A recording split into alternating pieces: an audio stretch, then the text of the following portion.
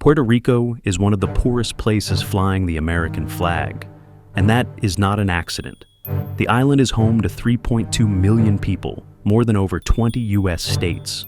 Its residents are U.S. citizens. They carry U.S. passports. They pay taxes. They serve in the U.S. military. Yet their GDP per capita is barely 1/3 of Mississippi, the poorest state in America. 46% live below the federal poverty line. They cannot vote for president and have no senators in Congress. If Puerto Rico is part of the United States, why does it look less like a state and more like a country left behind?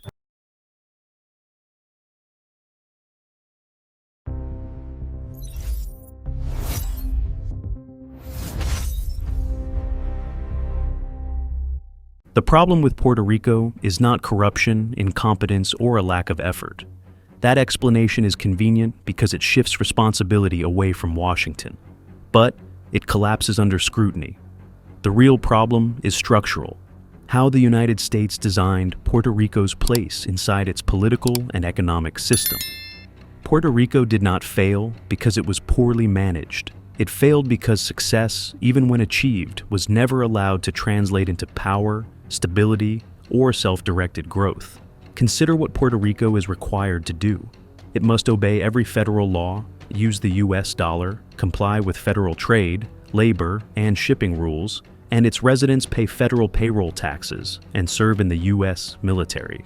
But unlike any state, Puerto Rico cannot vote for the president, has 0 senators, no electoral votes, and only 1 non-voting member in the House. This is not theoretical. Puerto Rico has 3.2 million residents, more people than over 20 U.S. states, yet no proportional voice in the system that governs them. When Congress changes tax policy, trade rules, or spending priorities, Puerto Rico absorbs the consequences without a seat at the table. That is not democratic participation. It is compliance without representation. And in the American system, representation is how communities protect themselves in crisis. States survive recessions and disasters because they can negotiate, pressure, and vote. Puerto Rico cannot. When policy shifts or the economy contracts, it has no institutional tools to push back. This is why Puerto Rico's decline is not an accident. It is the outcome of a modern colonial structure, bound tightly enough to be controlled, but denied the political mechanisms that allow success to last. Once that structure is clear, Puerto Rico's struggle stops looking mysterious. It becomes predictable, structural, and designed into the system itself. Puerto Rico's geography explains why it has always been too valuable to release, and too sensitive to fully empower. The island sits at the eastern gateway between the Atlantic Ocean and the Caribbean Sea, directly along the shipping corridors that lead towards Central America and the Panama Canal. Nearly 6% of global maritime trade passes through the Caribbean basin, and for more than a century, Puerto Rico has served as a fixed outpost overlooking that flow. Since 1898, the United States has treated Puerto Rico less as a society to develop, and more as a strategic position to hold. During World War II, the island became one of the most militarized locations in the Atlantic, with over 30% of its land under U.S. military control at its peak. Naval bases, airfields, and training grounds turned Puerto Rico into a logistical hub for projecting power across the Caribbean and toward Latin America. That logic never disappeared. It simply became less visible. Puerto Rico remains valuable not because of what it produces, but because of where it sits, near major sea lanes, close to choke points like the Mona Passage, and anchoring U.S. presence in a region long viewed through a security lens rather than a development one. From Washington's perspective, this creates a dilemma. A stable but dependent territory is predictable. A prosperous and politically autonomous one is not. A fully empowered Puerto Rico would demand representation, negotiate trade and land use, and question military priorities. It would become a political actor, not just a strategic asset. Power prefers predictability over participation. So Puerto Rico remains suspended in between, too important to lose, but too strategically sensitive to trust with full self-determination. Control has consistently outweighed investment. Strategic value stayed high, while civilian infrastructure decayed. Puerto Rico is kept for what it represents on the map, not for the lives lived on it. Its fate is not neglect by accident, but restraint by design. Puerto Rico's most serious constraint is not economic, it is legal. Puerto Rico is neither a U.S. state nor an independent country. It exists in a third category most Americans never think about: an unincorporated territory defined by the Supreme Court as a place that belongs to, but is not part of, the United States. This status was created deliberately. In the early 1900s, a series of Supreme Court rulings known as the Insular Cases established that the Constitution did not fully apply to Puerto Rico. The court explicitly argued that the island's population was not ready for full democratic rights. That century-old logic still defines Puerto Rico's political reality today. The consequences are concrete. Congress has near total authority over the island's laws, trade rules, and economic structure.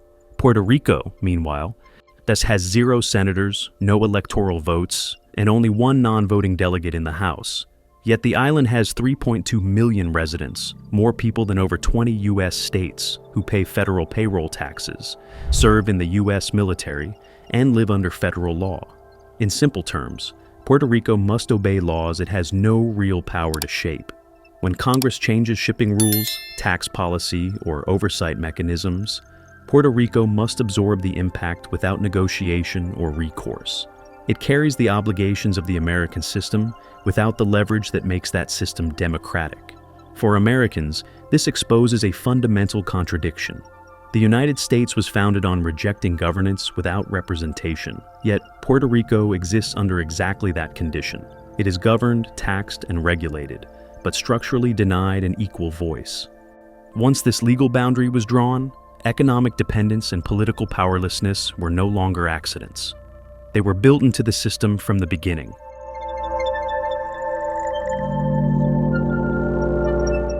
Puerto Rico's high cost of living is not a mystery, and it is not primarily the result of local mismanagement.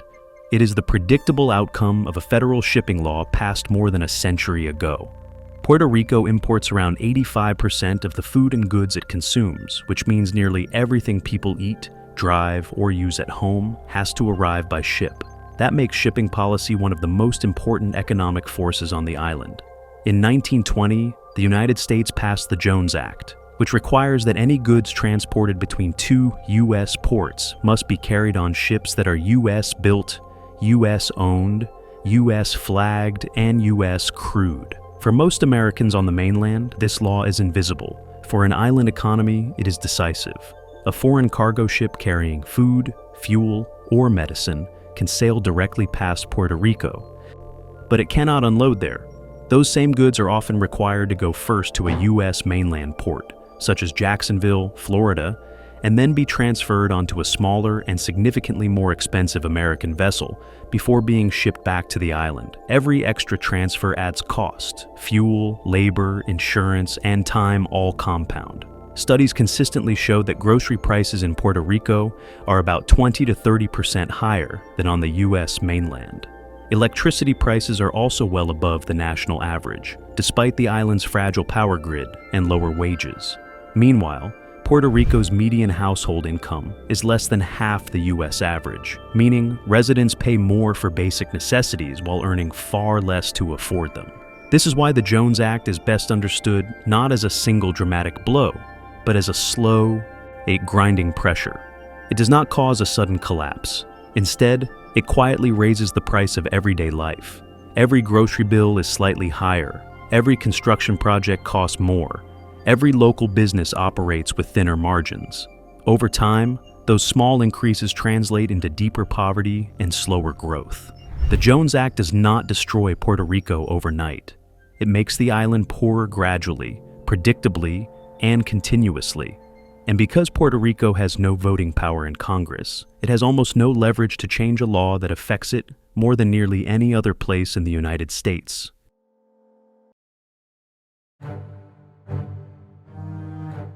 For a brief period, Puerto Rico appeared to find a way forward, and that success was almost entirely engineered by federal policy.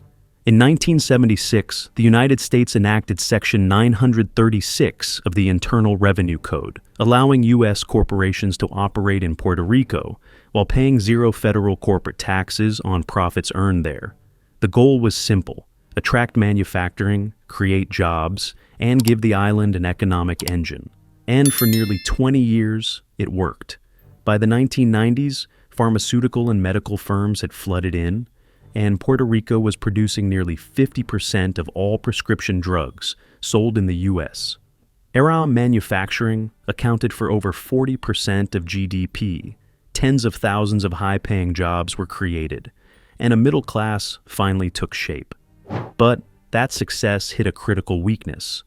Puerto Rico was not building an economy it owned. It was hosting one that existed entirely at Washington's discretion. The factories were American, the capital was American, and the tax incentive holding it all together could be removed with a single vote. In 1996, Congress decided to do exactly that, labeling Section 936 corporate welfare, and phasing it out by 2006, with no replacement plan and no transition strategy. When the incentives expired, companies didn't slowly adjust, they left. Manufacturing employment collapsed, government revenues plunged, and in 2006, Puerto Rico entered a recession it has never fully recovered from. This was not a market failure or a natural downturn. It was a policy shock. Puerto Rico followed the incentives exactly as designed, tying its economy to federal decisions it had no power to influence. And when those decisions changed, the entire model disappeared. That is the lesson of Section 936. The United States did not build Puerto Rico a resilient economy. It built one dependent on continued permission from Washington, and when that permission was withdrawn, the island was left without an engine, without leverage, and without a vote to stop it.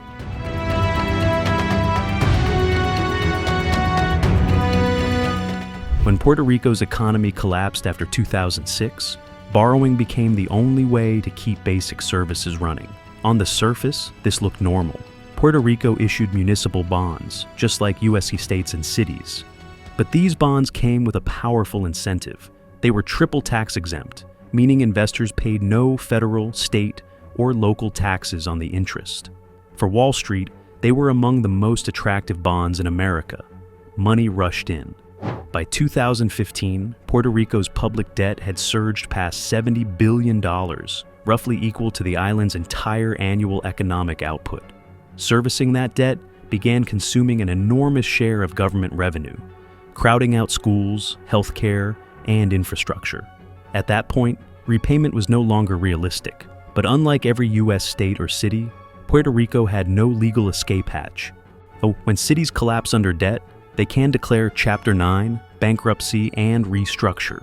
Detroit did exactly that in 2013, forcing creditors to take losses and allowing the city to reset. Puerto Rico could not. A 1984 federal amendment explicitly barred the island from Chapter 9, leaving it trapped, allowed to borrow freely, but denied the right to restructure when the debt became unpayable. This distinction is crucial. Reckless borrowing is mismanagement. Borrowing while being legally prohibited from bankruptcy is entrapment. Investors understood this. They knew Puerto Rico could not declare bankruptcy. They knew repayment would be enforced by federal law. And they lent anyway. This was not a system that failed to anticipate risk. It was a system designed around the certainty that the borrower had no way out. And Puerto Rico was permitted to accumulate debt, but never permitted to fail safely.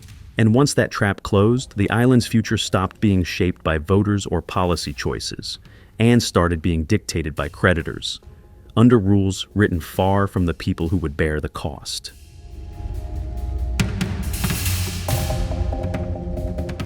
When Puerto Rico finally ran out of room to borrow, Washington did not step in with a rescue. It stepped in with control. In 2016, the United States passed the Promesa Act, creating a powerful fiscal control board to oversee Puerto Rico's finances. None of the board's members were elected by Puerto Ricans. All were appointed from outside the island, and their authority legally overrode every locally elected official. In practical terms, this board gained final say over Puerto Rico's budget. It could approve or reject spending plans, mandate cuts, and require that debt payments take priority over public services. That power was not theoretical. Between 2017 and 2022, more than 400 public schools were closed. accelerating population decline and hollowing out entire communities. And funding for the University of Puerto Rico was cut by hundreds of millions of dollars, forcing tuition hikes, campus consolidations, and staff layoffs. Public sector pensions were reduced, even though many retirees were already living near the federal poverty line. All of this happened while billions of dollars were legally reserved for creditors. Puerto Rico still holds elections. People still vote for a governor and a legislature. But when elected officials and the control board disagree, the board wins. The island still has ballots, but it no longer has full self-government. For an American audience, this raises a simple but uncomfortable question.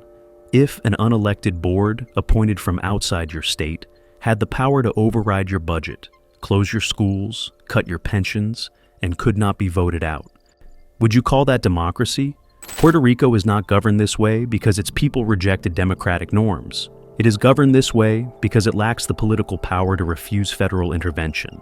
This is what democracy looks like when it is not overthrown, but suspended, maintained in form, stripped in substance, enforced not with soldiers, but with spreadsheets, court orders, and financial deadlines. And once decisions about education, healthcare, and public life are removed from voters entirely, recovery stops being an economic question and becomes a political one, whether a society can rebuild when it no longer controls its own future. The answer to why won't the United States let Puerto Rico succeed isn't emotional, it's structural. It's not because the U.S. hates Puerto Rico or because Puerto Ricans are incapable or unwilling to work. Puerto Rico followed the rules it was given, repeatedly. The problem is that those rules were never designed to lead to equality.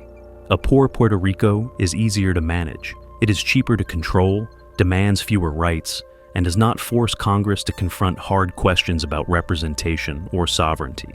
From the perspective of power, dependency creates stability, but a prosperous Puerto Rico would break that balance. Real success would require voting rights, bankruptcy protections, and genuine self-government.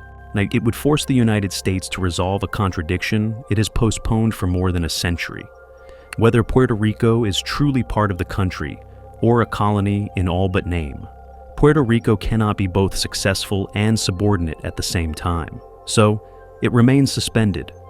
Too American to be independent, too excluded to be equal, allowed to survive, but not empowered to thrive. Not out of cruelty, but because power structures preserve themselves. Puerto Rico's question is no longer about economics. It is whether the United States is willing to live up to the principles it claims to represent.